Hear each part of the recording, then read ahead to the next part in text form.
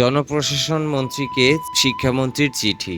চাকরিতে প্রবেশের বয়স ৩৫, কোটায় ৩৭ বছর করার সুপারিশ। সরকারি চাকরিতে প্রবেশের বয়স সাধারণভাবে ৩৫ ও কোটার ক্ষেত্রে ৩৭ বছর সুপারিশ করেছেন শিক্ষামন্ত্রী মহিবুল হাসান চৌধুরী নওফেল। সম্প্রতি এ সুপারিশ করে জনপ্রশাসন মন্ত্রী ফরহাদ হোসেনের কাছে চিঠি পাঠিয়েছেন শিক্ষামন্ত্রী।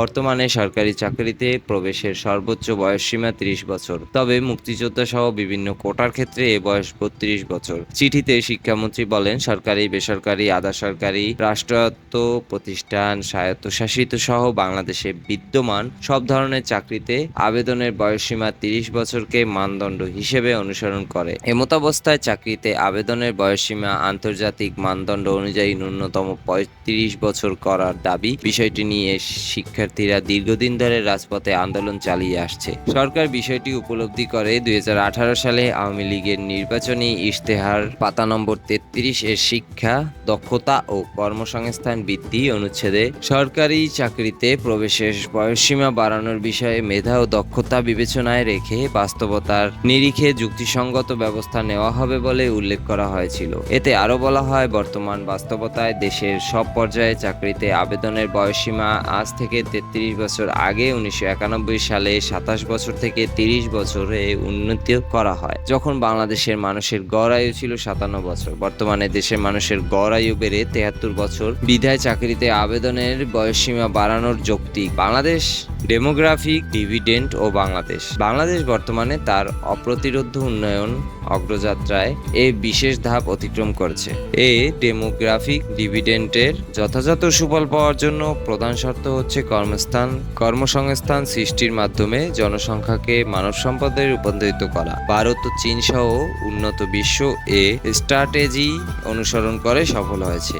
কোভিড-১৯ এর কারণে প্রায় ২.৫ বছর ধরে তেমন কোনো নিয়োগ বিজ্ঞপ্তি প্রকাশিত হয়নি এবং নিয়োগ পরীক্ষাও অনুষ্ঠিত হয়নি। উপরন্তু লকডাউন উঠিয়ে নেওয়ার পর থেকে প্রতি সপ্তাহান্তে ১০ থেকে ১৫টি বা ততোধিক পরীক্ষা একই দিনে একই সময়ে অনুষ্ঠিত হয়েছে, যার ফলস্বরূপ পরীক্ষা থেকে বঞ্চিত হয়েছে অজস্র চাকরি প্রত্যাশী। কোভিড-১৯ এর শুরুতে যাদের বয়স ২৭ থেকে ২৯ বছর ছিল, তাদের বয়স এখন ৩০ বা ততোধিক।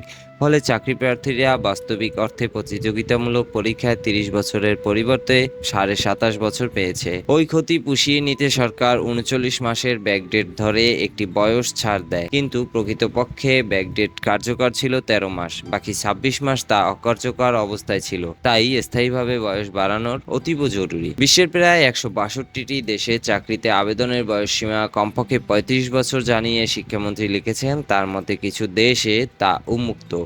দক্ষিণ এশিয়ার দেশগুলোর মধ্যে আমাদের পার্শ্ববর্তী দেশ ভারত পৃথিবীর সবচেয়ে জনবহুল দেশ হয়েও বিভিন্ন রাজ্যভেদে চাকরিতে আবেদনের সর্বোচ্চ বয়সসীমা ৪৫ বছর, মালদ্বীপে ৪৫ বছর, শ্রীলঙ্কায় ৪৫ বছর, নেপালে ৩৫ বছর, আফগানিস্তানে ৩৫ বছর।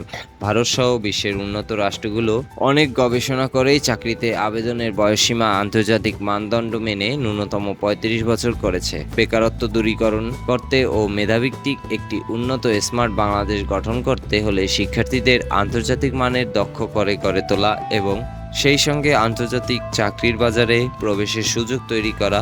বিপুল সংখ্যক শিক্ষিত যুব সমাজকে মানব সম্পদ হিসেবে কাজে লাগাতে পারলে সেটি হবে যুগ উপযোগী ও যুগান্তকারী একটি সিদ্ধান্ত এবং স্মার্ট বাংলাদেশ বিনির্মাণে কয়েক ধাপ অগ্রসর হওয়া যাবে। ভারত সহ বিশ্বের সব উন্নত রাষ্ট্র এই নীতি অনুসরণ করে বেকারত্ব কমিয়েছে এবং মেধা রপ্তানি করে রেমিট্যান্স বাড়িয়েছে। চাকরিতে আবেদনের বয়সসীমা ৩০ করে রাখার কারণে দেশে দক্ষ জনবল গবেষক গড়ে উঠছে না এবং বাংলাদেশের ছাত্রছাত্রীরা আন্তর্জাতিক চাকরির বাজারে প্রবেশ করতে পারছে না। আমাদের উচিত সফল ও উন্নত বিশ্বকে অনুসরণ করা। পৃথিবীর দ্বিতীয় জনবহুল ১ নম্বর অর্থনীতি ও উদীয়মান পররাষ্ট্র শক্তি রাষ্ট্র চীনেও চাকরিতে আবেদনের বয়সসীমা ৪০ বছর পর্যন্ত।